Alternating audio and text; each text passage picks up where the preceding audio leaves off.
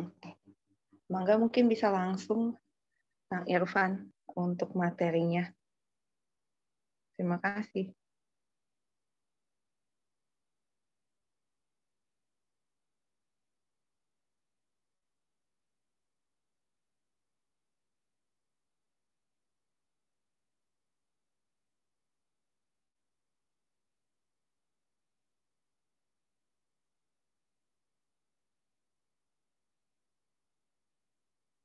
Kayaknya masih mute nih, Kak.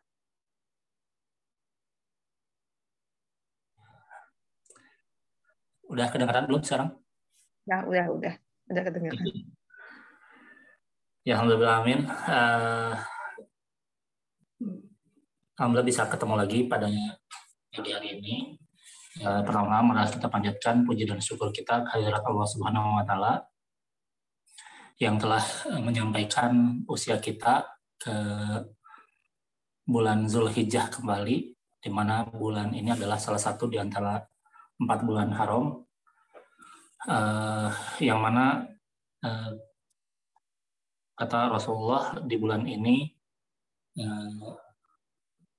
barang siapa nanti ya yang akan berpuasa di tanggal 9 Zulhijjah itu akan diampuni dosanya setahun ke belakang dan setahun ke depan. Salawat serta salam semoga tercurah pada junjungan kita Nabi Muhammad SAW yang telah menjadi uswah dan teladan bagi kita, yang mana beliau telah berkurban, bahkan mengatasnamakan kurbannya untuk semua kaum muslimin yang tidak bisa berkurban. Baik, pada kesempatan kali ini saya ingin mengangkat sebuah tema tentang korbannya Habil dan Qabil.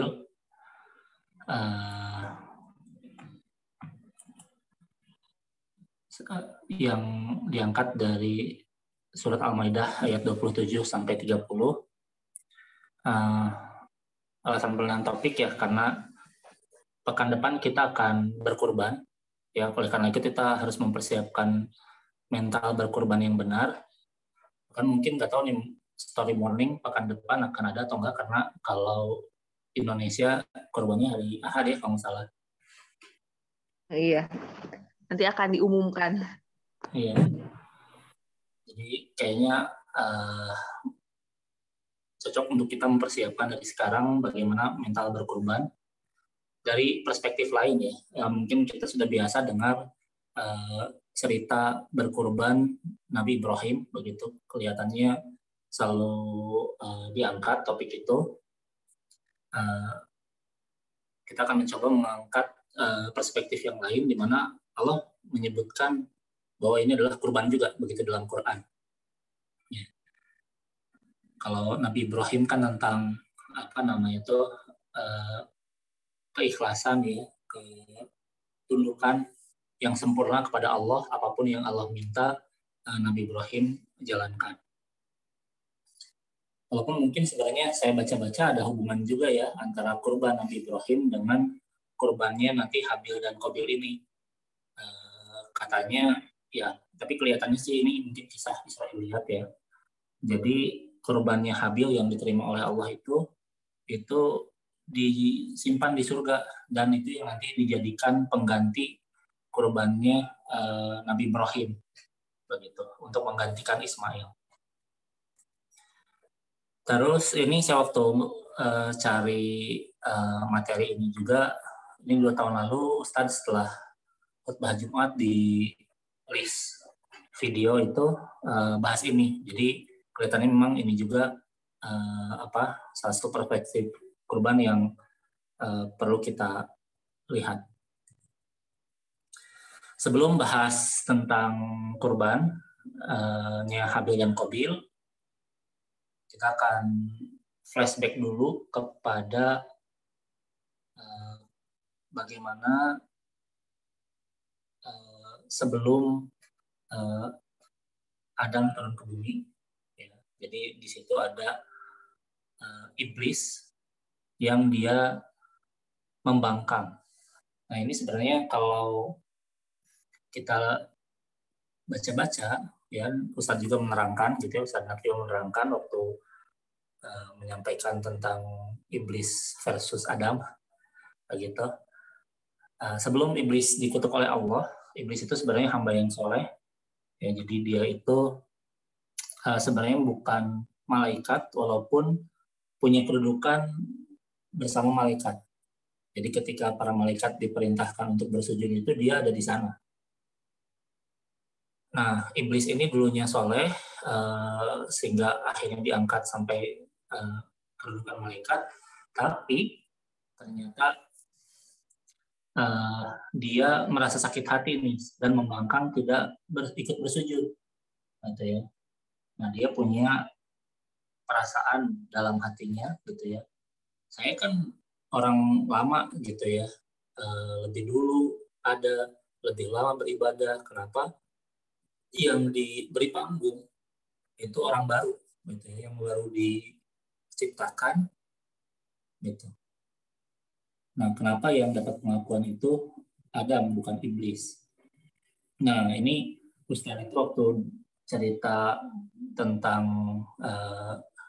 penciptaan Adam itu ketika menafsirkan ini alamu ghaibas samawati wal ard wa alamu ma tubduna wa ma kuntum taktumun, sungguhnya Allah mengetahui rahasia langit dan bumi dan mengetahui apa yang kamu lahirkan dan apa yang kamu sembunyikan. Itu menurut Ustaz itu ini yang disembunyikan iblis itu adalah apa sebenarnya yang ada dalam hatinya. Bahwa sebenarnya ketika Allah mengumumkan bahwa akan, ya, jadi Nabi Adam belum tercipta, ya, baru mengumumkan akan menciptakan khalifah di muka bumi, ya. Nah itu tuh sudah mulai ada bibit-bibit kedengkian dari situ. Ya, kenapa bukan akunya tuh mulai ada dari sana. Nah, jadi ternyata ibadahnya iblis itu ada di dalam hatinya itu ada penyakit, ya, tidak benar-benar tulus untuk mencari keridhaan Allah. Nah, yang perlu kita sadari adalah Allah itu Syakirun Alim. Ini maksudnya bagaimana? Ya, satu-satunya pengakuan yang kita perlukan hanyalah pengakuan dari Allah. Allah tahu semuanya, apa yang nampak, apa yang tersembunyi, apa yang zahir di perbuatan kita, apa yang batin di hati kita, Allah tahu. Ya, sebagaimana surat Al-Baqarah ayat 158, "Waman tatawwa khairan fa innallaha syakirun alim." Dan barang siapa mengerjakan suatu kebaikan dengan kerelaan hati, maka sungguhnya Allah Maha mensyukuri kebaikan lagi Maha mengetahui. Nah, jadi tanpa perlu memberikan panggung kepada orang yang memang sudah tulus beribadah, begitu ya. Allah itu mensyukuri kok, Allah tuh tahu kok, begitu ya. Jadi mensyukuri di sini mengapresiasi, gitu ya. Nggak akan kelewat catatannya oleh Allah. Allah tahu setiap amal kita, begitu ya. Dan Allah syakir, begitu ya. Maha mensyukuri kebaikan atau mengapresiasi kebaikan. Nah, kemudian ini jadi misi iblis nih, karena dia dikutuk oleh Allah karena penyakit hatinya itu, maka dia kemudian menginginkan agar penyakit hatinya itu sama dimiliki oleh manusia. Kan kalau niat iblis itu ikhlas, maka seharusnya meskipun Nabi Adam ditampilkan, dia juga nggak harus ditampilkan. Gitu. Apakah malaikat itu bersujud pada Adam atau tidak, harusnya tidak mengubah apapun di hati iblis. Gitu. Dan iblis juga sebenarnya tahu bahwa pengakuan Allah itu tidak butuh panggung. Nah, tapi karena memang yang iblis inginkan itu adalah ditampilkan di hadapan makhluk yang lain, maka inilah yang buat dia membangkang karena dia tidak mendapatkan apa yang dia inginkan. Ya, jadi iblis ingin agar manusia menginginkan pengakuan dari manusia yang lainnya. Ya, pengakuan dari Allah tuh nggak cukup begitu. Iblis membuat manusia jadi tidak bahagia, ya, dibikin bagaimana caranya selalu bertanya-tanya begitu ya, kok bukan aku begitu. Dengki pada manusia yang lain gitu ya, kita jadi tidak bahagia jika tidak diakui, marah jika tidak dipuji. Ya, penilaian Allah jadi tidak sepenting penilaian manusia yang lainnya. Ya, ini Ustadz kemudian memberikan analogi tentang seorang yang soleh, rajin ke masjid ya sejak lama gitu ya, mungkin udah puluhan tahun dia rajin ke masjid begitu ya. Kalau subuh dia yang buka kunci masjid, bersih masjid, azan gitu ya. Kalau ada pengumpulan dana, renov begitu ya, dia ikutan wakaf. Nah, ketika dana terkumpul, ini ada panitia yang malah bilangnya itu ya terima kasih pada semua jamaah, terutama Bapak Ahmad yang baru pindah minggu kemarin ke komplek ini. Nah, ini pengumuman nama seseorang yang baru pindah ke komplek pekan kemarin ini mengganggu hatinya orang soleh tadi begitu ya. Marah kok bukan dia yang disebut begitu ya. Padahal dia merasa dia yang paling berjasa gitu. Harusnya dia yang dapat panggung. Ya. Kalau jika niatnya itu tulus karena Allah, maka sebenarnya Allah itu sudah tahu dan Allah mengapresiasi. Allah syakirun alim begitu. Nah, jangan-jangan memang tersembunyi dalam hatinya ingin pengakuan dari manusia gitu ya. Kalau Ustaz ini ngejok di sini gitu ya. Ini karena dia udah ikutan wakaf karena yang disebut nama orang lain dia pengen refund katanya. Nah, ini juga kata Ustaz tuh ini jadi tes nih buat hati kita nih. Ya, misalkan kita ikut kepanitiaan apa gitu ya, misalkan nanti NAK datang lagi ke Indonesia, insya Allah amin gitu ya, pada waktu yang akan datang begitu ya, beberapa bulan lagi kita jadi panitia, terus nama kita tidak disebut nih, gimana perasaan kita gitu ya, apakah kita terganggu begitu, kok aku kan yang paling banyak nih berjasa nih, aku yang dari awal dan lain sebagainya. Ketika itu hatinya terganggu, wah ini harus evaluasi diri nih, jangan-jangan sebenarnya ada bibit-bibit ketidakikhlasan dalam beramal. Nah, baik, itu tadi prolog tentang misi iblis ya. Jadi ini memang kisah Habil dan Qabil ini adalah mungkin salah satu keberhasilan misi iblis menanamkan penyakit hati di anak Adam. Ya, di ayat 27 disebutkan watlu alaihim naba'a bnai adama bil haqq. Ceritakan pada mereka kisah kedua putra Adam dengan hak. Nah, ini Ustadz mengingatkan bahwa Allah di sini tidak menyebut nama anak Adam di sini. Ya, nama anak Adam ini didapatkan dari riwayat-riwayat Israiliyat begitu. Jadi kalau tidak salah ya, kalau kita pernah dengar kisah Habil dan Qabil yang mungkin rinci sama nama-nama istri-istrinya begitu, itu berasal dari riwayat Israiliyat. Kalau tidak salah memang dari sahabat Nabi, tapi para sahabat Nabi ini tuh sebenarnya dapat dari cerita-cerita Israiliyat begitu. Nah, Allah sendiri tidak menyebut nama Habil dan Qabil di sini nanti saya akan gunakan nama ini untuk mempermudah cerita ya, susah bilang orang satu orang kedua gitu ya. Kita akan sebut pakai nama Habil dan Qabil saja karena ini memang masyhur. Dan yang paling penting diingat adalah karena Allah tidak menyebut nama, maka memang di sini harus ingat ada pelajaran yang penting yang ingin Allah sampaikan kepada kita, ya, bukan sekedar siapa pelakunya, gitu ya. Ada pelajaran yang lebih penting dari nama, tempat, waktu, kejadian. Kadang-kadang ketika Allah menceritakan kisah dalam Quran, kadang-kadang kita gatel gitu. Ini di mana gitu, kapan, gitu. Padahal sebenarnya yang terjadi kemudian dengan nanya-nanya seperti itu, kita kehilangan sebenarnya apa sih yang ingin disampaikan dari kisah tadi. Allah Maha tahu semua kejadian sejarah manusia dari awal diciptakannya sampai sekarang. Nah, Allah merekam dalam Quran kisah-kisah tertentu gitu.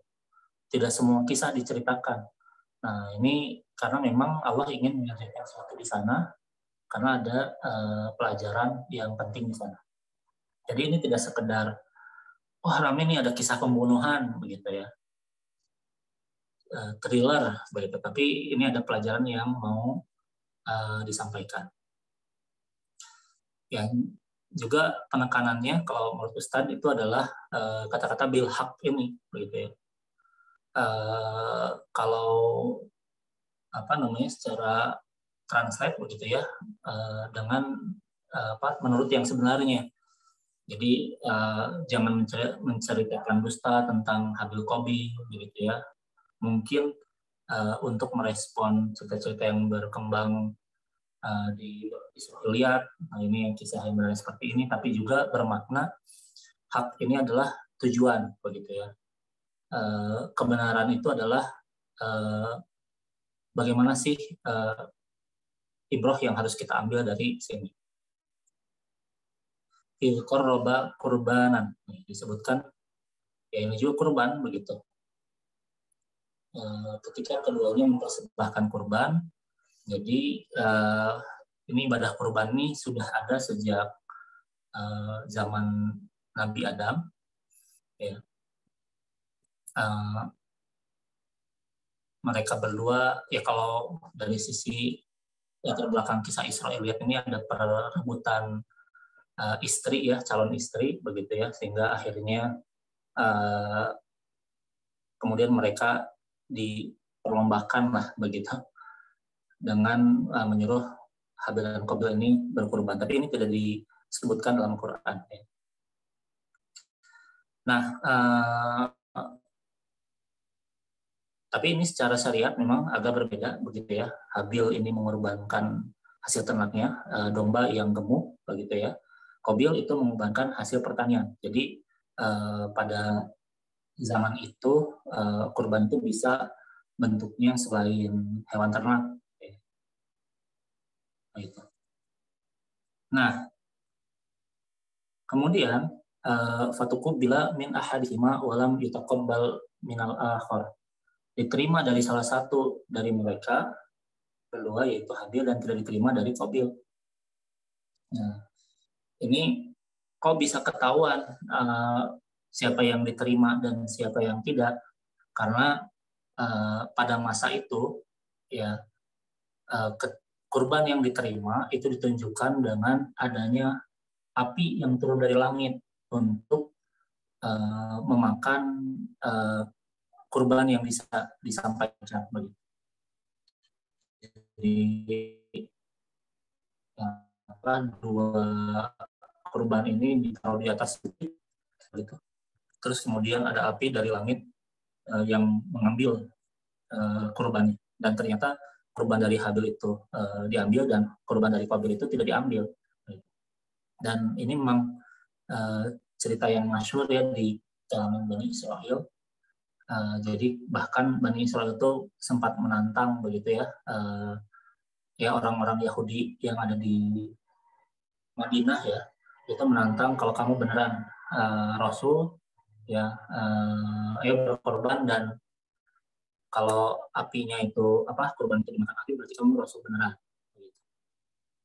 Ya, tapi ini di zaman Nabi Muhammad syariatnya sudah berbeda begitu ya, dan tidak ada lagi kurban yang dimakan api. Kemudian nah ini kenapa harus evaluasi diri, karena ketika kita sudah tahu apa kurbannya tidak diterima oleh Allah, padahal dari sisi tujuan ya, dari sisi bahasa juga kurban itu berarti adalah upaya untuk mendekatkan diri kepada Allah, maka harusnya yang dilakukan oleh orang yang tidak diterima kurbannya oleh Allah adalah evaluasi diri. Kok tidak diterima begitu ya? Apa yang terlewat nih? Jangan-jangan ada urut-urutan rukun-rukun yang terlewat begitu ya? Atau jangan-jangan kurang ikhlas gitu ya? Masih ada perasaan ya kok yang itu sih yang saya berikan begitu ya? Atau jangan-jangan kurang berkualitas begitu ya? Kurang bagus yang diberikan sehingga yang lain yang diterima saya tidak begitu ya? Atau ada jalan-jalan yang tidak halal begitu ya ketika berkurban begitu ya, untuk mendapatkan kurbannya. Nah ini yang respon yang normal seseorang yang niatnya tulus untuk mendekatkan diri kepada Allah, yang akan terjadi adalah dia mengevaluasi diri begitu ya. Fokus pada diri sendiri. Nah, tapi apa nih yang terjadi pada Qabil? Qala la aqtulannak. Ya, jadi Qabil itu berkata, aku pasti membunuh. Ya, ini udah ada respon yang menyatakan bahwa awas loh gitu ya, aku bunuh kamu begitu. Nah, jika memang niatnya ikhlas, maka seharusnya urusannya itu adalah tentang dirinya sendiri. Apapun yang terjadi pada orang lain tidak akan mengganggu hati kita begitu. Nah, cuman kan memang kalau dari kisah ini ya kelihatan nih ya, keluarga lihat begitu. Ya, Nabi Adam melihat bahwa korbannya Qabil ini nggak diterima, jadi yang dapat panggung orang lain begitu. Ya, ini mental yang diinginkan iblis pada anak cucu Adam adalah saya jadi terlihat kurang bagus karena yang lain bagus. Jadi bukan saya kurang bagus karena salah saya sendiri begitu. Tapi ini gara-gara orang lain. Ustadz masih contoh, misalkan ada anak yang nilainya 95, yang satu lagi nilainya 80. Ya, ada 2 anak. Ya, mereka pulang ke rumah, terus yang nilainya 95 dipeluk ya oleh ibunya begitu. Nah, ini dalam hati anak yang 80 tuh, ini kalau aja saya dorong anak yang nilainya 95 ini jatuh dari tangga begitu ya, pasti ini nilai yang 80 saya tuh kelihatan kayak 95 nih, jawabnya Ustadz itu. Nah, jadi fokusnya itu pada orang lain begitu, bukan evaluasi kenapa nilai saya kurang, tetapi saya kurang gara-gara orang lain lebih begitu cara berpikirnya. Ya. Ini adalah mental yang diinginkan iblis. Nah, kemudian mendengar ancaman tadi, Habil menjawab, qala innama yataqabbalullahu minal muttaqin. Berkata Habil, sesungguhnya Allah hanya menerima kurban dari orang-orang yang bertakwa kepada Allah. Ya. Jadi Habil ini sedang mengingatkan kepada Qabil bahwa kalaupun Habil sampai dibunuh, lalu Qabil berkurban lagi, tidak akan otomatis kurbannya tadi itu akan diterima oleh Allah. Itu apa sih? Ngapain sih bunuh aku? Itu yang harus kamu lakukan tuh evaluasi diri. Aku nggak ada ya, aku lebih misalkan dia sendiri gitu ya, tidak ada orang lain yang berkurban, hanya dia sendiri, tidak akan otomatis itu kurbannya akan diterima. Jadi bukan karena orang lain lebih bagus, kamu jadi jelek, bukan. Nah, cuman Qabil juga tahu itu, dia tidak peduli karena memang dalam lubuk hatinya itu bukan ingin diterima oleh Allah. Nah, ini juga mungkin kalau kita tadi dengar kisahnya di mana Habil itu ketika dia berkurban itu kurban yang terbaik ya. Jadi domba yang gemuk, sedangkan Qabil itu berkurban dengan buah-buahan, tanaman-tanaman hasil pertanian yang jelek ya. Diceritakan bahwa ketika ada hasil pertanian yang bagus itu dia malah pisahkan untuk dia sendiri makan. Nah, mungkin akan ada yang berpikir bahwa itu karena korban Habil bagus ya, gemuk begitu ya, korbannya Qabil itu jelek begitu ya. Padahal bagus dan jelek itu relatif ya. Nah, di sini Habil itu menyampaikan bahwa intinya itu sebenarnya bukan soal kurbannya yang seperti apa, tapi ini soal hatinya begitu ya. Sungguhnya Allah menerima kurban dari orang-orang yang bertakwa kepada Allah. Mengapa demikian? Karena Rasulullah SAW bersabda gitu ya, 1 dirham dapat mengungguli 100.000 dirham. Jadi sebenarnya bukan karena mungkin lebih sedikit atau lebih kecil begitu, kemudian pahalanya jadi lebih kecil, tidak. Tapi yang membuat dia jadi lebih besar adalah ketakwaannya. Ya. Terus kok bisa pahala 1 dirham itu mengungguli yang 1.000 dirham? Ya, Rasulullah menjelaskan ada orang yang memiliki 2 dirham lalu mengambil 1 dirham untuk disedekahkan, sedangkan ada pula orang yang memiliki harta banyak sekali lalu dia mengambil sekantung dari kantongnya 100.000 dirham untuk disedekahkan. Jadi bukan soal tadi kurbannya, tapi soal kualitas batinnya.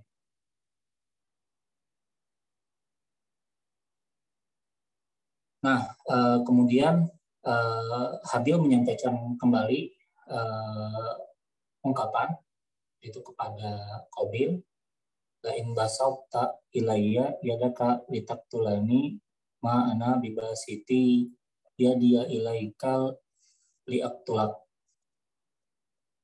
Sungguh kalau kamu menggerakkan tanganmu kepadaku untuk membunuhku, aku sekali-sekali tidak akan menggerakkan tanganku kepadamu untuk membunuhmu.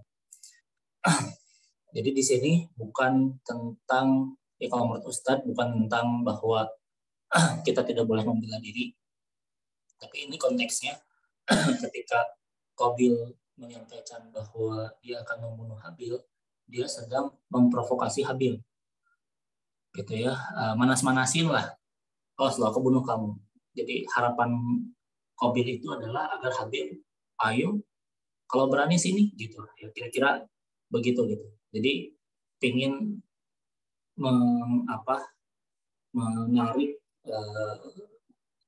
Habil itu ke cara berpikir yang sama begitu ya. Bukan mikirin Allah, tapi mikirin orang lain. Begitu. Nah, kemudian dilanjutkan, Habil berkata, ini akhafullaha rabbal alamin. Sungguhnya aku takut kepada Allah, Tuhan sekalian alam. Habil tidak takut pada saudaranya, yang Habil takutkan adalah melanggar aturan Allah. Tidak lantas karena Habil mengancam membunuh, Habil jadi lupa bahwa harus takut pada Allah. Kan bisa aja kan Habil itu kemudian melakukan preemptive strike ya, sebelum dibunuh bunuh duluan begitu. Karena Habil takut gitu ya, melanggar aturan Allah, maka dia tidak akan duluan terprovokasi begitu ya dengan kata-kata Qabil untuk duluan membunuh Qabil. Dan ini juga adalah permainan iblis, bagaimana caranya supaya penyakit hati itu menular dari satu orang ke orang yang lain. Nah kemudian Habil menyampaikan peringatan terakhir. Ini mungkin kalau yang sebelumnya mah pengingat-pengingat lembut, ini pengingat yang keras lah, gitu ya. Ini uridu antabu'a biismi wa ismika fatakuna min ashabin nar wa dzalika jazaa'ul zalimin. Sungguhnya aku ingin agar kamu kembali membawa dosa membunuhku dan dosamu sendiri, maka kamu akan menjadi penghuni neraka, dan yang demikian itulah pembalasan bagi orang-orang yang zalim. Ya, jadi ini Habil tuh intinya sedang mengingatkan Qabil bahwa memang dengan membunuhku tuh apa sih yang bisa kamu dapatkan begitu ya, selain bertambahnya dosa. Sudah dia dosa mendengki begitu ya, sudah dosa penyakit hati ditambah dosa membunuh. Apakah dengan membunuhnya itu akan bertambah rezeki begitu ya? Panasnya hati Qabil atas karena kedengkiannya terhadap Habil itu jadi hilang, gitu ya. Yang terjadi adalah di dunia hatinya terbakar, nanti di neraka pun dia akan dibakar. Nah ini salah satu penafsiran tentang apa maksudnya membawa dosa ku itu kan sebenarnya ini bukan membunuhku itu penafsiran ya, membawa dosa ku itu ada yang menafsirkan bahwa ini memang melimpahkan dosa. Maksudnya bagaimana ya, ada hadis tentang orang bangkrut di akhirat. Ada orang yang Rasulullah pernah bertanya pada para sahabat, tahu nggak orang yang muflis, orang yang bangkrut itu seperti apa? Terus para sahabat menjawab, orang yang muflis adalah orang yang dia tidak punya uang, dinar, dirham begitu. Kemudian Rasulullah menyampaikan bahwa orang yang bangkrut adalah orang-orang yang datang pada hari kiamat membawa pahala sholat, puasa, zakat. Namun dia di dunia ini itu kerjaannya menzalimi orang lain, ya, menghina, mencaci, memfitnah, begitu ya, makan harta orang lain yang secara tidak halal, terus menumpahkan darah, membunuh, begitu ya, menyakiti orang lain. Nah, ini nanti di akhirat yang terjadi pada orang-orang itu adalah pahala yang dia miliki ya, akan diberikan kepada orang yang dizalimi, begitu ya, orang yang disakiti sampai habis. Kalau misalnya ternyata kejahatannya ketika dunia itu banyak, begitu ya. Dan ternyata kalau misalnya kejahatan itu masih bersisa, ya, maka dosa-dosanya yang orang yang dizalimi akan ditransferkan balik ke orang yang menzalimi, begitu ya. Jadi kalau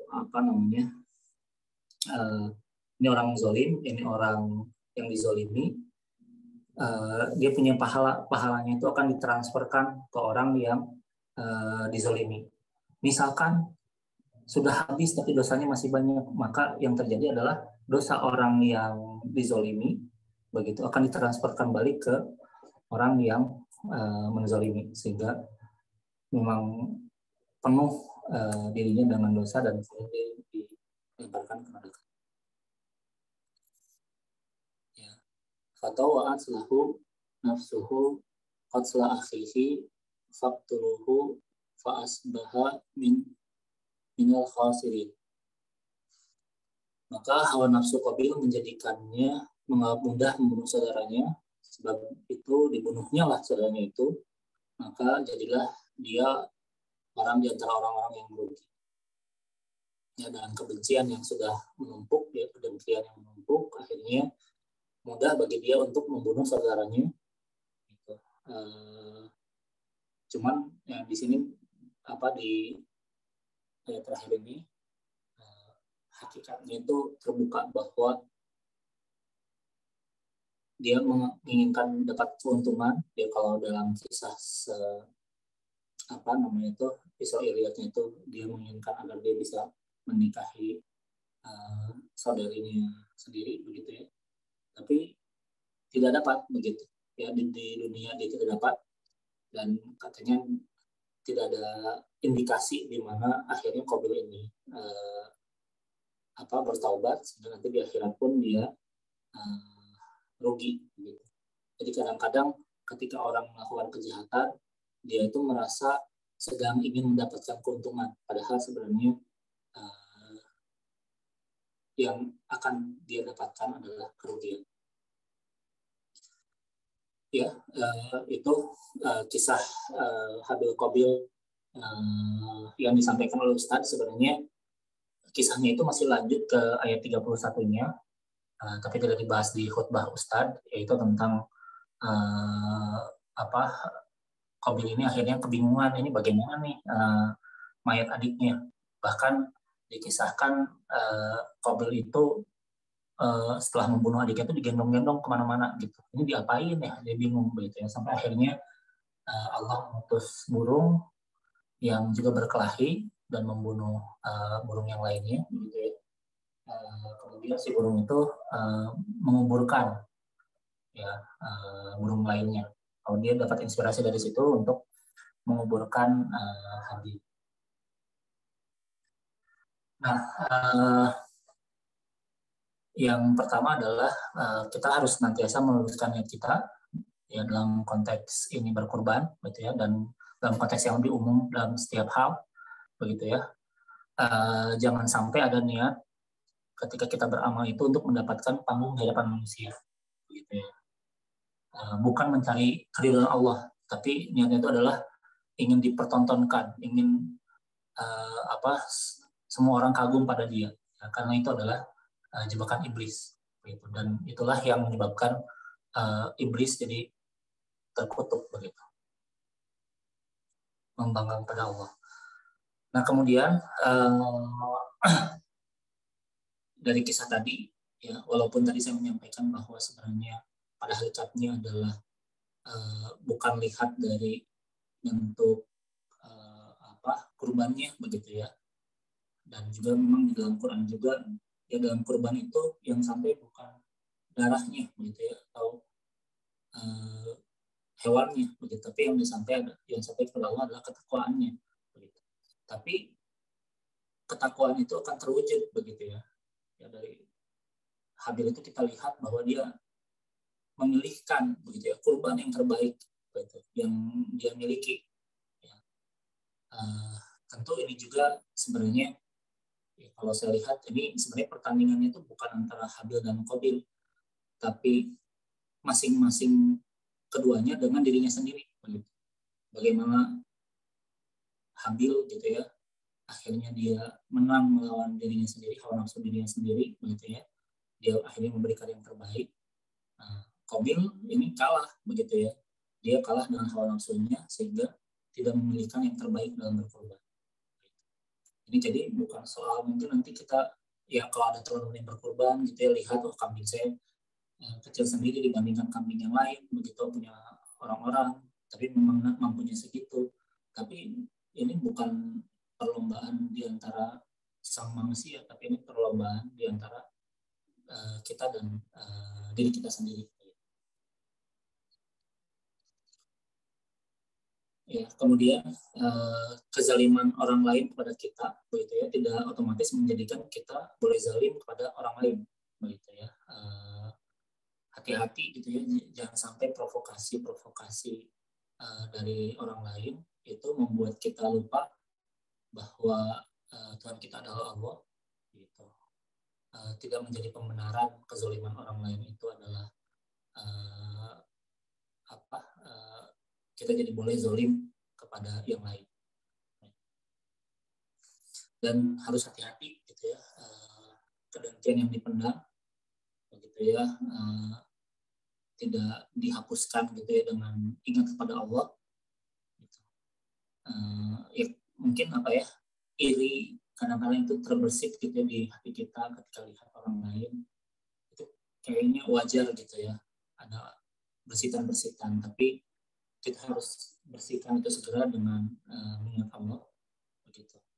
Karena jika dipendam ini akan menjadi bara api yang terus membesar, sehingga akhirnya membunuh itu jadi mudah begitu. Kalau dalam kisah ini kepotong nih. Dalam konteks historis ya Ustaz juga menyampaikan sebenarnya kisah ini ada di surat Al-Maidah, di mana bagian sebelum dari kisah Habil dan Qabil ini dan setelahnya itu bicara tentang Bani Israel. Ya, memang Al-Maidah ini turun di akhir-akhir ketika Rasulullah sedang di Madinah sehingga berdakwah kepada ahli kitab begitu. Yang artinya adalah sebenarnya kisah-kisah ini sedang menjelaskan bagaimana seharusnya kita sebagai umat Muslim bersikap begitu ya pada berinteraksi dengan orang-orang lain begitu ya, selain Muslim begitu. Dan oleh karena itu kita harus bisa jadi contoh bagaimana kita bersikap dengan sesama Muslim sendiri begitu ya. Jangan-jangan ya ini konteks itu sebenarnya kalau saya menceritakan konteks yang besar gitu ya, antara peradaban lah mungkin ya, antara Muslim dan yang bukan Muslim begitu. Tapi kata Ustadz ya ini harus bisa kita terapkan dulu nih di sesama Muslim ya, di keluarga kita yang paling kecil. Wallahu a'lam bishawab. Mungkin itu yang bisa saya sampaikan. Saya kembalikan pada moderator. Alhamdulillahirrahmanirrahim. Terima kasih banyak Kang Irfan untuk sharing-sharingnya. Nah, sekarang kita memasuki sesi tanya jawab dan juga diskusi. Buat yang ingin menyampaikan pertanyaan, mungkin bisa raise hand ataupun disampaikan di kolom chat.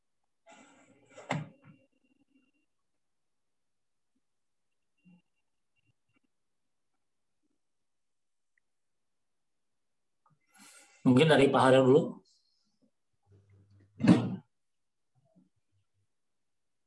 Ya, mungkin dari teman-teman di sini ada yang mau ikut sharing juga nih tentang tadi ada pembahasannya kurban, terus juga terkait dengan ini ya, kalau misalnya bahasa zaman sekarang tuh validasi ya. Validasinya bukan validasi orang lain, tapi mengharapkan ridho Allah. Tuh. Dan juga tadi Pak kita membahas juga tentang gimana menyikapi juga ya iri dengki. Tuh. Dari teman-teman di sini ada yang ikut mau berbagi sharing atau mungkin tentang surat, tadi kan membahas surat Al-Maidah ayat 27 sampai ayat 30.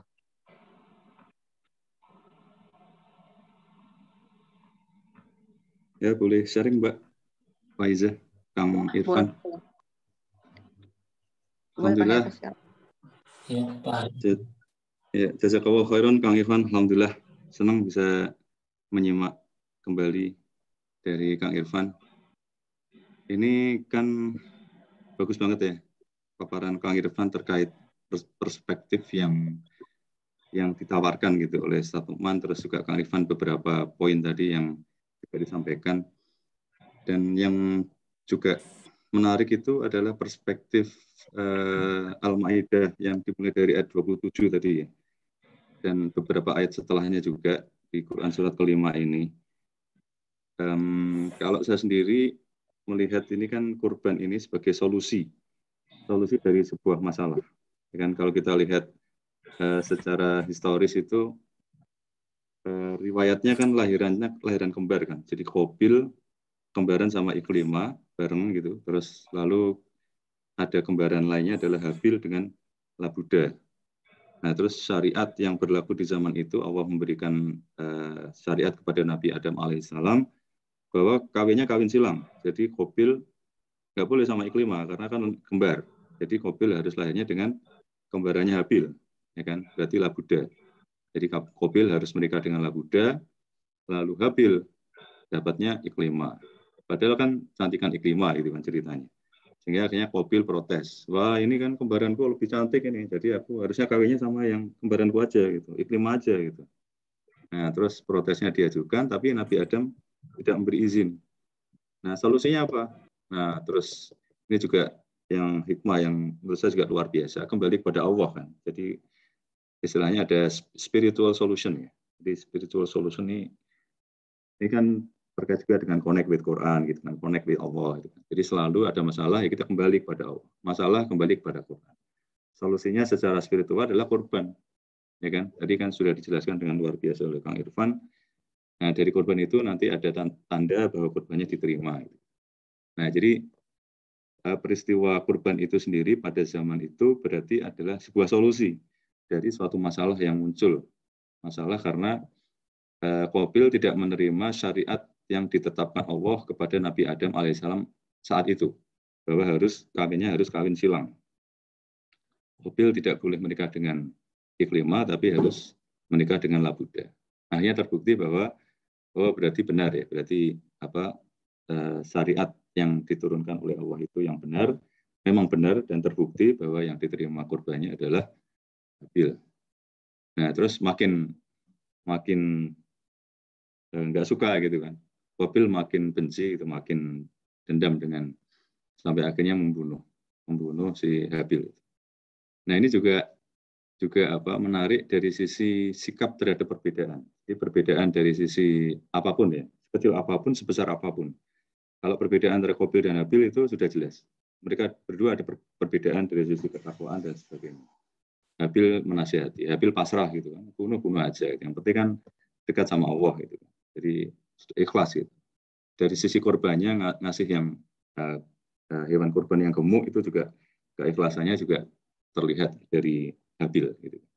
Nah, tapi terus yang menarik itu berkembang adalah sikap terhadap perbedaan. Jadi kita ini di level mana? Kalau ada perbedaan itu kita tuh ada di level yang mana? Jadi katakanlah gini ya, misalnya saya berbeda pendapat dengan Kang Irfan, misalnya nih. Tapi kenyataannya sih enggak. Apalagi saya sangat menikmati pemaparan Kang Irfan tadi barusan. Tapi ini misalnya aja. Misalnya saya dengan Kang Irfan berbeda pendapat. Nah, terus pertanyaannya adalah saya ini ada di level mana? Apakah saya ada di level yang terus saya punya hasrat untuk membunuh Kang Irfan gitu, seperti Qabil ingin membunuh Habil, gitu kan? Atau saya punya hasrat untuk menjatuhkan Kang Irfan, mencari segala macam dalil dari Quran, dari kutub Tis'ah atau kutub Sittah atau kitab-kitab yang ada gitu, untuk mematahkan pendapat Kang Irfan. Tapi tidak sampai membunuh ya, jadi di level itu. Atau saya itu bersyukur karena saya mendapatkan ilmu baru, perspektif baru, bahkan mungkin tambahan hafalan yang baru. Tadinya saya nggak hafal itu. Itu tuh bisa Quran, bisa hadis, bisa ilmu dari kitab tertentu itu. Saya bersyukur, alhamdulillah nih dapat nih. Ada yang baru, saya belum pernah belajar ini. Nah, itu kita di level mana gitu? Ketika ada perbedaan. Apakah ada di level Qabil yang ingin membunuh? Apakah ada di level yang ingin menjatuhkan walaupun tidak membunuh? Apakah di level yang justru bersyukur karena mendapatkan ilmu yang baru atau perspektif yang baru? Itu pertanyaan untuk kita semua. Ya, itu misalnya kan banyak sekali ya case-case yang muncul kembali. Padahal di zaman sahabat sudah selesai, sudah nggak ada masalah. Basmalah apakah termasuk Al-Fatihah? Bismillahirrahmanirrahim itu apakah termasuk bagian dari Al-Fatihah? Itu sudah selesai di zaman sahabat, nggak ada masalah. Itu ada yang bilang masuk, ada yang bilang nggak masuk. Bahkan ada satu sahabat yang dia sendiri punya riwayat dua-duanya, gitu. Bahwa basmalah itu masuk dan basmalah itu tidak masuk. Jadi lebih nyantai lagi. Zaman sahabat itu lebih enak. Hukum menerima imbalan atau sesuatu atas jasa mengajarkan Al-Quran. Itu juga sama-sama ada dalilnya, gitu. Ada ilmunya. Arah buang hajat ke arah mana yang boleh atau tidak. Itu jadi banyak sekali hal-hal yang sifatnya furu'iyah yang termasuk nanti ya. Tadi juga sudah dibahas Kang Irfan, ada yang Idul Adhanya hari Sabtu tanggal 9, ada yang hari Ahad tanggal 10 gitu kan. Nah, di grup-grup BA kan sudah muncul tuh. Ada yang punya tidak mengedepankan ilmu, tapi mengedepankan sebuah pendapat secara egosentris. Bahwa ini loh yang benar. Nanti kalau puasa di tanggal ini kamu haram. Nah, gitu kan. Ya, padahal juga di sisi yang lain juga ada dasarnya dan ada ilmunya. Jadi Jadi kalau lebih enak itu kalau menikmati ilmu. Jadi bisa memiliki dua atau beberapa ya, tidak cuma dua, beberapa versi perspektif ya. Sehingga dengan itu kita menjadi kaya dan kita merangkul gitu. Jadi saling berpelukan yang halal untuk dipeluk gitu. Jadi saling berjabat tangan, saling bahu-membahu. Jadi kita yang kita kejar adalah yang belum Islam supaya kita menjadi Islam gitu. Yang Islamnya seharusnya kita saling berpelukan mesra gitu. Karena saling saudara lah ya. Itu perspektif juga ya. Jadi perspektif tadi adalah korban adalah solusi dari sebuah masalah, terus perspektif tentang menyikapi perbedaan itu kita seperti apa. Terus juga perspektif nah ini yang juga menarik itu perspektif nasikh mansukh ya. Jadi kalau tadi kita melihat bahwa korbannya peristiwa korban Qabil dan Habil itu adalah sebenarnya sebuah solusi dari masalah karena syariat kawin silang. Terus ini sendiri adalah syariat yang berlaku di zaman Nabi Adam alaihissalam. Jadi poinnya begini ya. Jadi Nabi itu kan sosok teladan, termasuk apa yang dilakukan seorang Nabi itu dijadikan landasan penetapan hukum. Tapi kita juga tidak boleh melupakan bahwa kita harus belajar nasikh dan mansukh. Karena kita tidak bisa meniru pernikahan model anak-anaknya Nabi Adam alaihissalam. Karena sudah mansukh oleh syariat yang dibawa oleh Rasulullah SAW. Jadi siapa-siapa yang boleh dinikahi itu sudah ada syariatnya yang dibawa oleh Rasulullah SAW. Sehingga ini juga ada perspektif peristiwa Qabil dan Habil ini terhubung dengan surat Al-Baqarah yang ayat 106. Yang 106 itu manansakh min ayatin aw nunsiha na'ti bi khairi minha aw mithliha itu. Al-ayah. Jadi itu perspektif juga bahwa seorang nabi itu teladan. Tapi apa yang dilakukannya tidak bisa dijadikan landasan penetapan hukum jika ternyata sudah mansukh oleh syariat yang datang setelah itu. Nah, itu satu lagi mungkin poin yang juga saya belajar dari Kang Irfan pagi ini, itu di awal tadi Kang Irfan menyebutkan saya kira pertanyaan yang menarik ya. Kenapa bukan aku? Itu yang tentang setan tadi ya, dapat tugas kekhalifahan itu. Kenapa kok Nabi Adam yang dapat? Kenapa kok bukan aku? Ternyata dia tidak ikhlas itu. Atau sebaliknya, pertanyaannya bisa kenapa bukan aku itu juga bisa juga pertanyaannya kenapa aku? Kalau sedang tertimpa kesusahan ya, atau kesedihan atau masalah atau lain-lainnya. Kenapa kok aku yang tertimpa ini? Nah, itu masalahnya adalah keikhlasan. Nah, ini yang saya kira juga menarik adalah bahwa di zaman akhir ini kita menyaksikan manusia-manusia itu kayaknya lebih ingin dekat dengan manusia dengan segala atributnya, yang mungkin punya pangkat, punya jabatan, punya harta dan lain-lain, dibandingkan ingin dekat dengan Allah.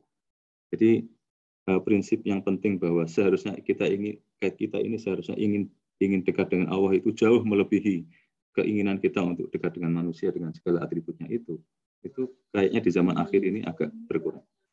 Atau dengan kata lain, inginnya terkenal di dunia.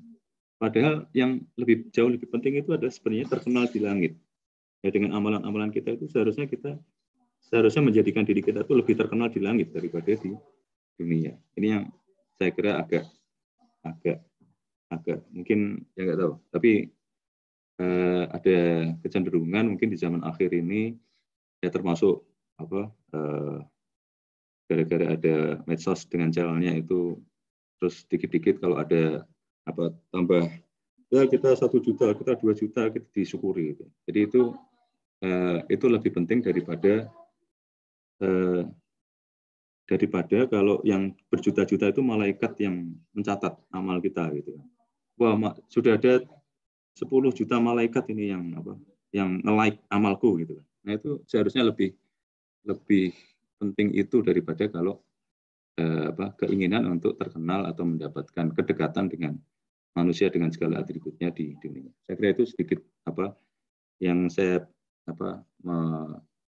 mempelajari dan nendang di saya untuk kisah Qabil dan Habil ini. Dan sekali lagi terima kasih Kang Irfan, jazakallahu khairan katsiran. Mbak Faizah juga silakan Mbak Saya kira itu saja dari saya. Alhamdulillah. Assalamualaikum. Waalaikumsalam. Betul. Terima kasih Pak Heru untuk tambahan sharing-sharingnya. Nah, di sini ada pertanyaan juga nih dari Kak Hiromas Yukiko. Bagaimana meluruskan niat ya? Dari Kang Irfan ada saran buat kita di sini untuk meluruskan niat semata-mata untuk Allah, bukan mendapatkan pujian gitu. Iya, ya mungkin salah satu caranya adalah mengingat bahwa memang misi iblis itu adalah mendorong bagaimana kita supaya ingat itu manusia. Gitu. Ketika kita ingin dipuji manusia, maka ingat tadi ini tuh misi iblis nih begitu. Ya, dan juga mengingat juga bahwa yang hakiki itu adalah pengakuan dari Allah, bukan pengakuan manusia. Kadang-kadang pengakuan dari manusia itu ya kalau misalnya kita dipuji di hadapan orang lain gitu ya, kadang-kadang itu pujian-pujian yang palsu, yang mana ketika orang yang muji itu berada di tempat lain dia akan menjelek-jelekan kita gitu.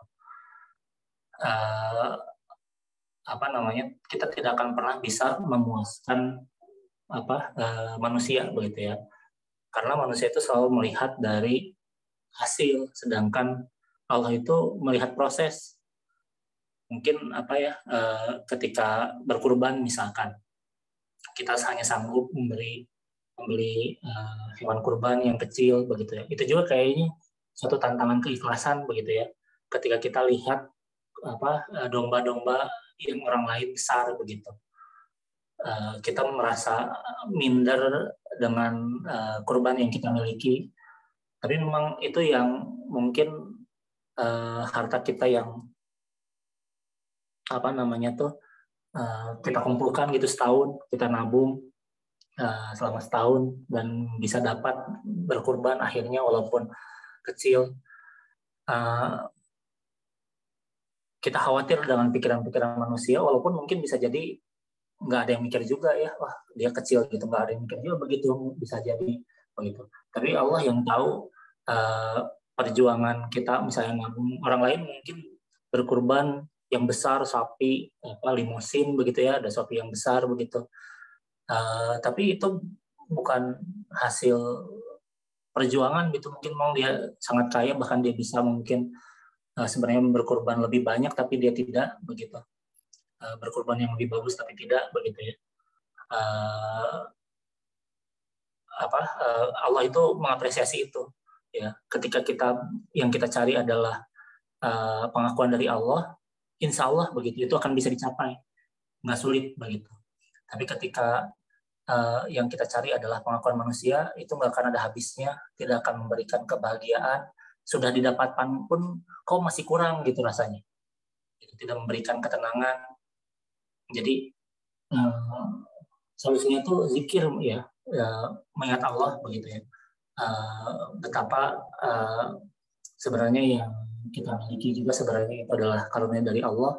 Itu manusia itu kalau mau memberikan apresiasi ya mungkin hanya kata-kata aja, memang bisa masih apa lagi begitu. Ya, tapi sebenarnya yang kita miliki ini semua dari Allah, sehingga dengan berzikir gitu ya, mengingat kembali Allah, itu kayaknya obat ya untuk ketidakikhlasan. Karena kayaknya sih kalau buat saya juga keikhlasan itu salah satu mungkin Ustaz pernah bilang begini, saya tuh nggak terganggu ya dengan tampil di depan orang, gitu ya. Tapi bisa jadi orang lain ada begitu ya, yang tampil di depan orang tuh terganggu. Nah itu termasuk ya, saya juga sebenarnya termasuk yang suka merasa begitu ya, kayak keikhlasan saya tuh terganggu gitu ya ketika di depan orang. Nah tapi sebenarnya itu alamiah, natural, dan memang itu misi iblis seperti itu. Tinggal kita ketika kita udah mulai belok, kita ingat lagi, oh ini misi iblis nih, bahaya begitu ya. Iblis pengen menjerumuskan kita seperti dia terjerumus. Padahal sebenarnya apa yang dicari itu tidak ada begitu ya. Apresiasi Allah yang hakiki begitu. Ingat itu lagi, oh iya. Ketika belok, ingat Allah lagi, luruskan lagi begitu. Mungkin itu yang bisa saya sampaikan, mungkin yang lain bisa menambahkan. Ya, terima kasih Irfan untuk jawabannya. Mudah-mudahan terjawab juga ya dari Kak Hiromatsu Yukiko. Atau ada mungkin tanggapan Kak dari Kak Hiromatsu?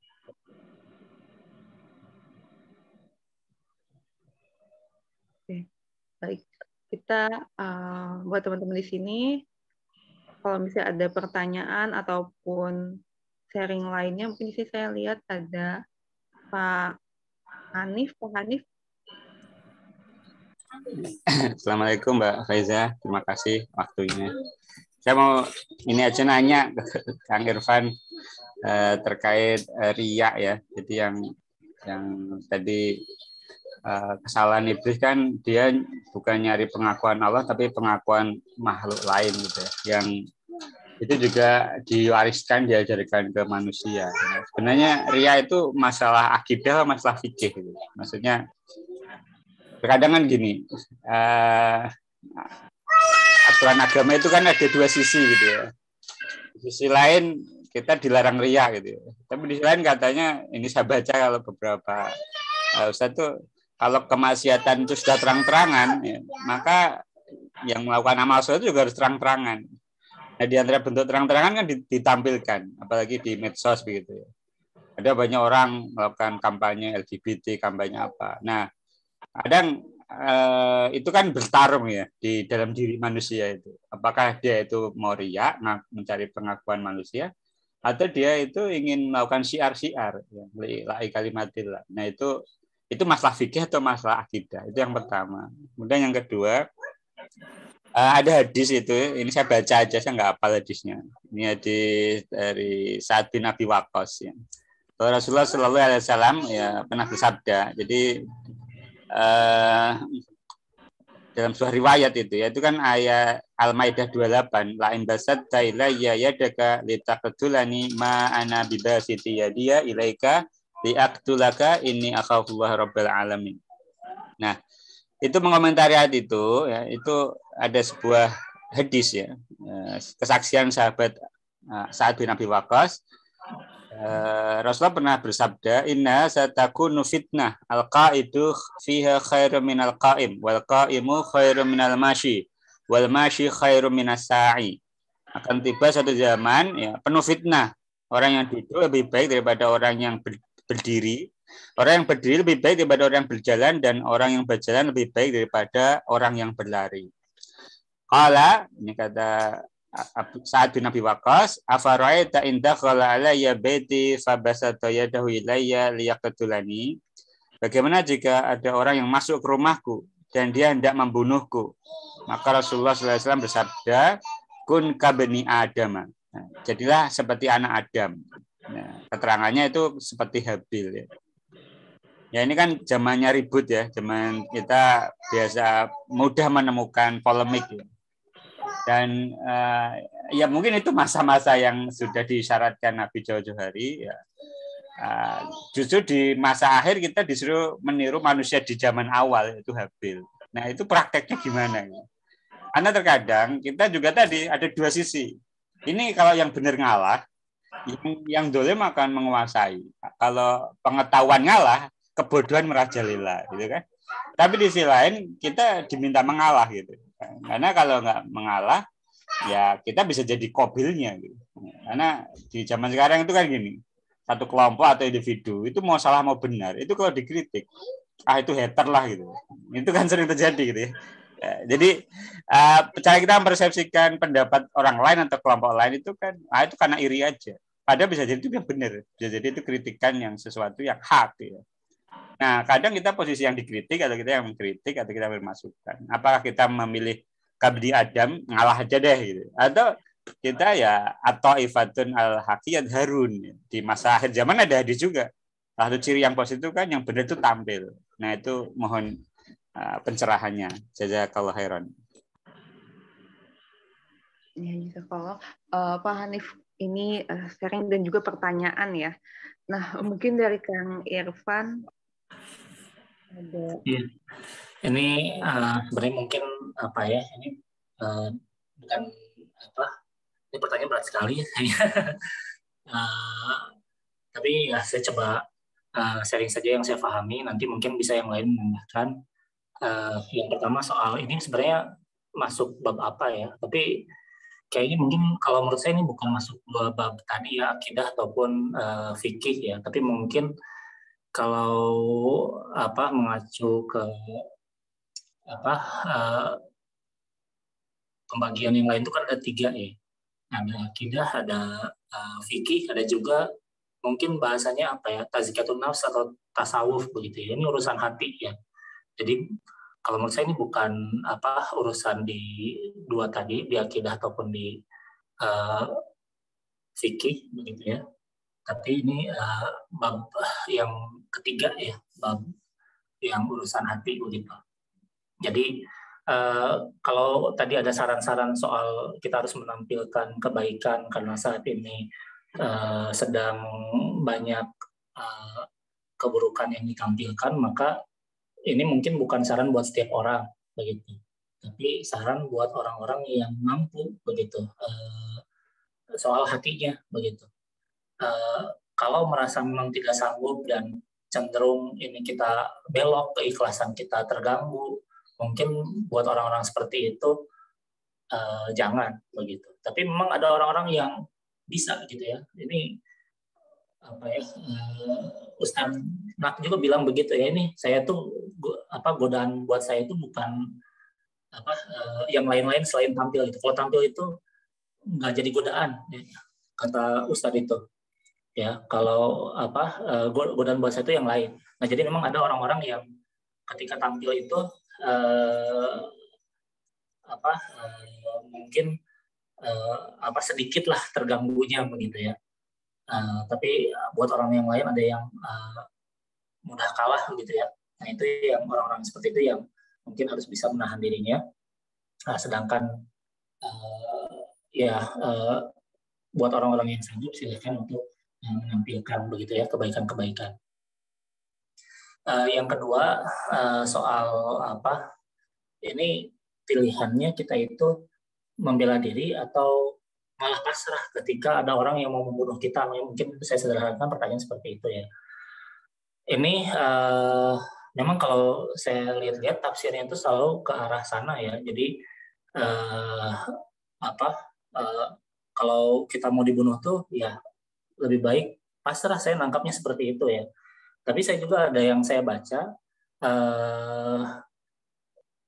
itu berlaku ketika masa fitnah. Jadi sebenarnya kita sendiri nggak begitu tahu posisi mana yang benar gitu. Jadi ini masa kebingungan, ini siapa yang benar yang salah juga kita bingung begitu. Beda dengan ketika itu sudah jelas mana yang benar mana yang salah. Maka ketika misalkan ya contoh ketika kita dibegal gitu ya, kita ada yang mau merampok, ada yang mau merampas harta kita, misalnya kita sedang bawa motor begitu ya, tiba-tiba ada orang datang mau merebut kekayaan kita begitu ya, harta kita, maka sebenarnya ada hadis juga yang menyatakan bahwa orang yang mempertahankan hartanya sampai kemudian dia wafat itu mendapatkan pahala syahid ya kalau nggak salah begitu. Jadi artinya persoalan ini membela diri ini kalau yang saya pahami ini tergantung konteks begitu. Ya, jadi ini konteks kalau Habil Qabil, kalau menurut saya sih konteksnya jelas begitu. Ada orang yang mau membunuh tapi nggak jelas alasannya seperti apa begitu. Nah, ketika itu sebenarnya membela diri ya buat Habil menurut saya itu bisa jadi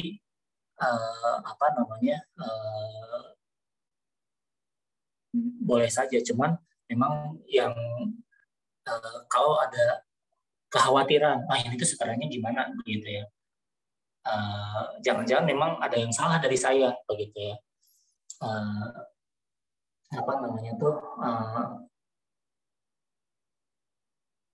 lebih baik mungkin bisa jadi adalah diam begitu.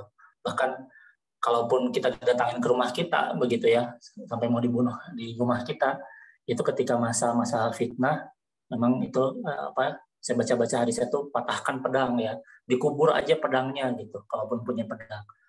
Ya, jadi dan kalaupun dibunuh itu lebih selamat begitu.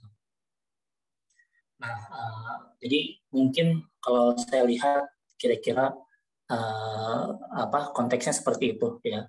Jadi ketika kita sudah yakin bahwa kita sedang mempertahankan hak kita begitu ya, harta kita misalkan, kita yang di dalam kebenaran, itu silahkan membela diri. Tapi ketika kita ragu, ini sebenarnya ada masa-masa fitnah, orang yang membunuh kita juga sebenarnya sedang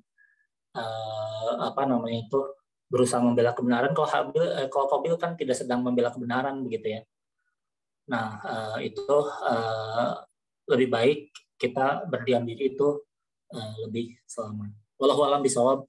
Ini pertanyaan yang sangat berat, tapi sejauh yang saya pahami, ya ketika saya mendengar ini juga saya coba cari-cari gitu ya. Ini sebenarnya bagaimana memahaminya begitu, karena banyak yang mengarahkan agar justru kita pasif ya, tidak melakukan apa-apa bahkan kalaupun dibunuh.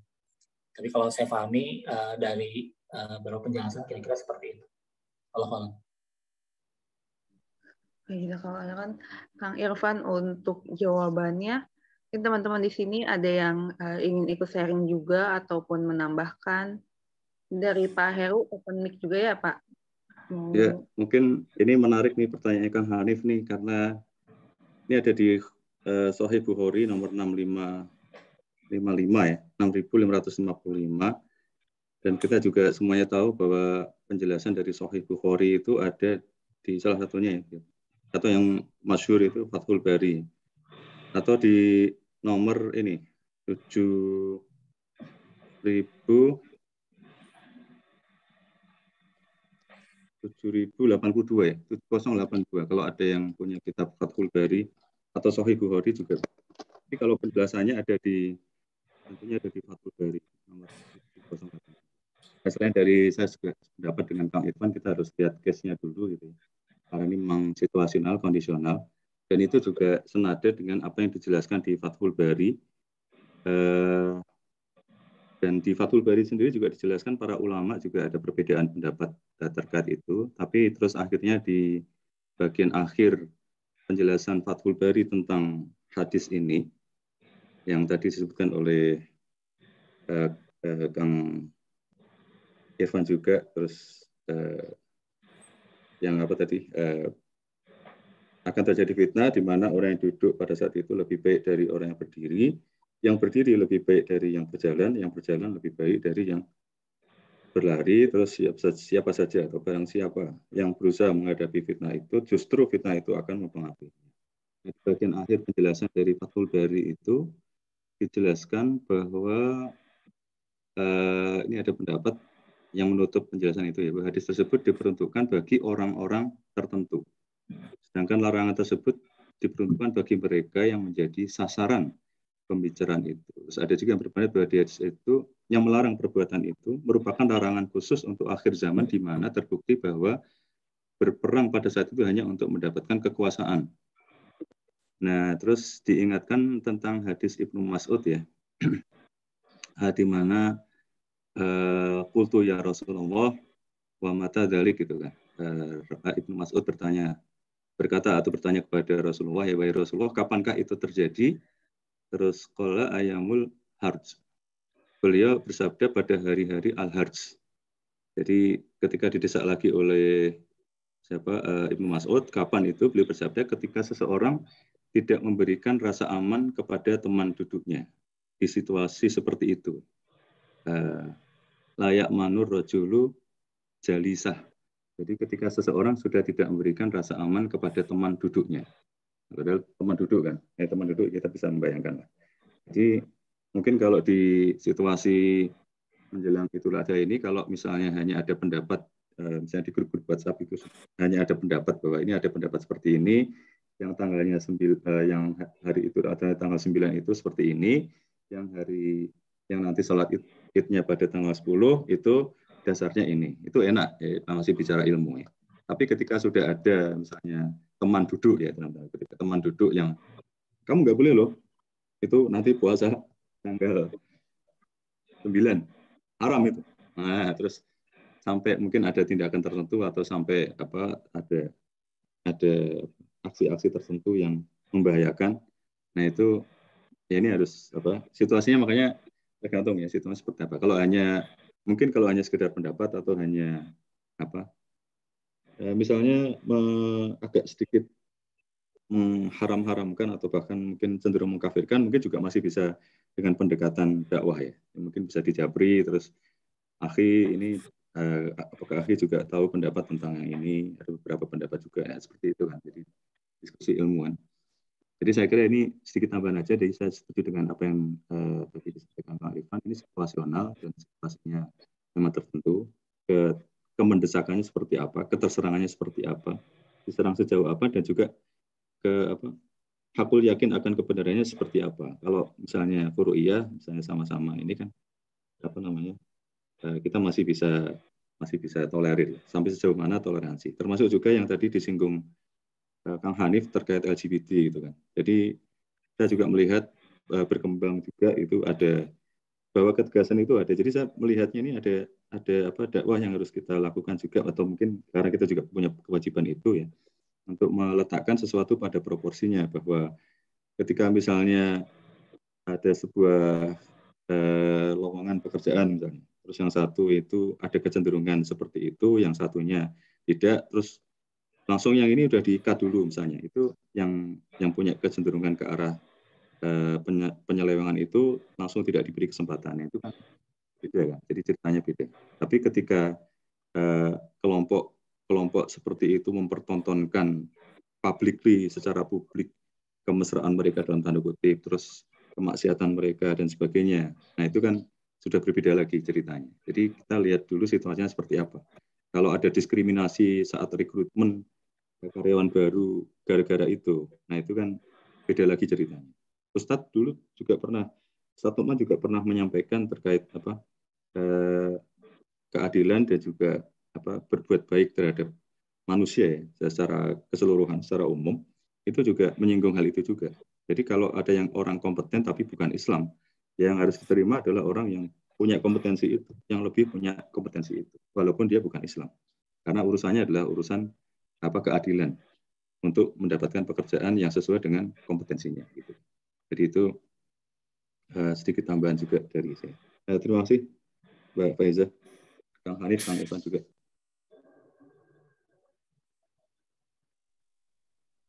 Ya, ini ada pertanyaan juga nih. Jadi, Pak Heru, makasih untuk jawabannya. Ini ada pertanyaan dari Kak Anissa Fatimah. Assalamualaikum, izin bertanya, apabila dalam konteks berbisnis ya, ada rekan bisnis yang berbuat zalim dengan membuat kepemilikan perusahaan yang sebenarnya sudah kita bangun. Namun karena demi menjaga ukhuwah, akhirnya mengalah dan membiarkan menguasai perusahaan tersebut. Apakah sikap mengalah seperti ini dibenarkan dalam fikih? Sementara sampai sekarang rekan bisnis tersebut justru tidak menjalin ukhuwah dengan baik. Jazakallah khair atas jawabannya. Dari Irfan ada saran juga nih untuk menjawab pertanyaan dari kami. Ya, jadi kalau sebagaimana yang tadi saya sampaikan, saya pahami bukan berarti tidak membela diri, ya. Tapi bagaimana kita melaksanakan setiap hal itu dalam koridor tuntunan Allah. Ketika misalnya ada tadi ya pemilikan bisnis yang direbut oleh rekan, nah ini misalnya yang tidak boleh adalah melakukan hal-hal yang bertentangan syariat, misalnya karena dia sudah zalim pada kita santet aja misalkan. Nah itu kan kezaliman dibalas dengan kezaliman begitu ya, tidak boleh begitu. Tapi ya kita sesuai syariat saja, kita mungkin pengadilankan ya, kita ikuti aturan yang berlaku, kita laporkan misalkan. Bahkan kalaupun misalkan sampai akhirnya kita kalah dalam pengadilan, ya itu sudah yang sudah yang terbaik yang kita bisa lakukan. Tidak boleh sampai akhirnya kita menghalalkan segala cara untuk mengambil kembali apa yang kita miliki. Ya, kita tadi sampai misalkan mensantet atau bagaimana begitu. Jadi mungkin seperti itu ya sederhananya dari saya. Wallahu a'lam bishawab. Oke. Kang Irfan bisa sampai jam berapa nih di sini? Kalau saya masih luang. Oke. Ini ada pertanyaan juga nih dari Pak Hanif. Dalam konteks dakwah ada budaya cancel culture, misal takmir masjidnya memboikot pembicara tertentu untuk jadi khotib atau pembicara kajian. Nah, bagaimana solusi fenomena umum ini? Dulu afiliasi tertentu menguasai daftar pembicara, berikutnya gantian diboikot, membingungkan jamaah dan juga masyarakat pada umumnya dan menyulitkan pembicara untuk berbicara apa adanya karena khawatir diboikot. Ini cukup banyak ini ya. Ustaz Hanif ini nanya yang susah-susah ini. Kalau buat saya itu fenomena yang disayangkan, bukan fenomena yang baik, menunjukkan bahwa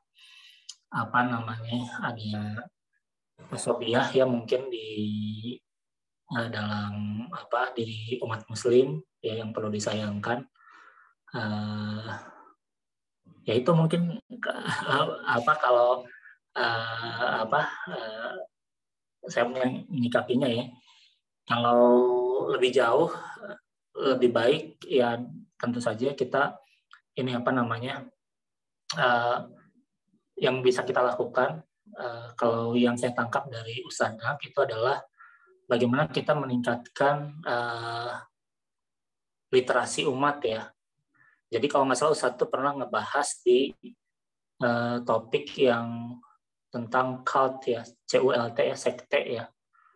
Jadi bagaimana orang-orang itu, orang-orang ahli kitab pada masa itu membatasi umatnya untuk mengakses kitab suci mereka, sehingga hanya bisa merekalah yang dianggap layak memahami kitab suci, sehingga umatnya itu ya ngikut-ngikut aja sama para rahibnya begitu ya. Nah, kalau menurut Ustaz Nak, salah satu solusi untuk menghilangkan ini adalah dengan cara meningkatkan keilmuan begitu ya, supaya kita sendiri bisa mengakses langsung sumber-sumbernya. Ya, kadang-kadang kan memang orang-orang yang tipe-tipe yang mungkin bisa dikatakan asobiyah tadi itu menjaga agar kelompoknya itu selalu ikut pada tokohnya begitu. Dengan cara bagaimana caranya supaya orang-orang itu bodoh begitu. Padahal dengan meningkatkan keilmuan terlihatlah keluasan gitu. Oh, ternyata sebenarnya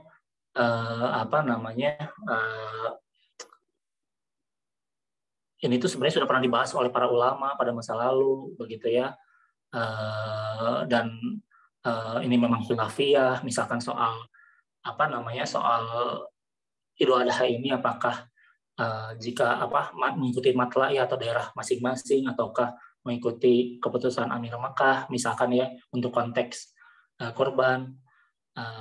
Ternyata memang ini adalah khilafiyah sejak masa lalu, sehingga dengan meningkatnya literasi mungkin ya bahasanya dari umat, mereka yang kemudian akhirnya bisa memilih sendiri begitu, tidak dibodoh-bodohi oleh sekelompok mungkin pimpinan kelompoknya begitu ya yang ingin agar kelompoknya itu ngikut dia terus begitu. Ya, jadi mungkin nanti bisa ya dilihat lagi, saya juga udah agak lupa, Ustadz pernah bicara tentang cult ya, CULT begitu. Jadi cara supaya agar umatnya itu selalu mengikuti si tokohnya adalah dengan cara membuat si umatnya itu bodoh gitu. Jadi kalau misalnya ada ustadz yang ingin agar jamaah itu tidak belajar gitu ya, pokoknya belajar itu hanya dari dia, itu kan kita harus hati-hati. Nah, makanya saya itu sangat kagum ya dengan Ustadz Nak, di mana Ustadz Nak itu mau mengajarkan bahasa Arab. Ya, ini tuh fenomena yang luar biasa ya. Kalau menurut saya, mungkin ya mungkin bisa dianggap lah Ustadz Nak itu buat sebagian orang Ustadz yang populer begitu ya. Tapi kalau saya enggak ya, beliau dengan mengajarkan bahasa Arab aja, artinya beliau berharap agar kita daya aksesnya terhadap bahasa Arab, terhadap Al-Quran, terhadap kitab-kitab berbahasa Arab itu meningkat, sehingga kita bisa ngecek langsung, oh ternyata sebenarnya perselisihan yang ada itu bukan hal yang patut diperselisihkan gitu. Dan itu suatu hal yang biasa aja, yang perbedaan-perbedaan itu bisa kita terima. Ya mungkin itu yang bisa saya respon begitu ya. Jadi mungkin ya tadi secara sederhananya kita meningkatkan literasi dari jamaahnya. Wallahu a'lam bishawab.